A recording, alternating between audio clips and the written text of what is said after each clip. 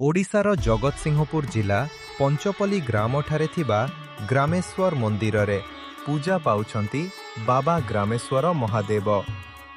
କିମ୍ବଦନ୍ତୀ ଅନୁସାରେ ସୃଷ୍ଟିକର୍ତ୍ତା ପିତା ଭଗବାନ ବ୍ରହ୍ମାଙ୍କ ପୁତ୍ର ଗର୍ଗ ଋଷି ଦ୍ୱାପର ଯୁଗରେ ଏହି ସ୍ଥାନରେ ଥିବା ଜଙ୍ଗଲରେ ଶିବଲିଙ୍ଗ ପ୍ରତିଷ୍ଠା କରି ମହାଦେବଙ୍କୁ ପୂଜାର୍ଚ୍ଚନା କରୁଥିଲେ। କିମ୍ବଦନ୍ତୀ ଅନୁଯାୟୀ ଏହି ସ୍ଥାନରେ କେତୋଟି ଗୋପାଳ ପରିବାର ବସବାସ କରୁଥିଲେ।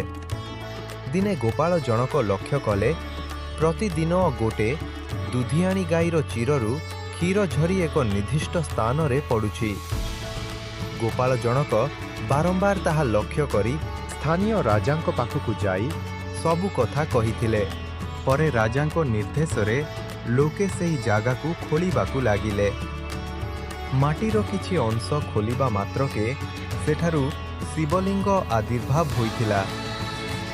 ସମସ୍ତ ଲୋକମାନେ ଶିବଲିଙ୍ଗକୁ ଦେଖି ପୂଜାର୍ଚ୍ଚନା କଲେ।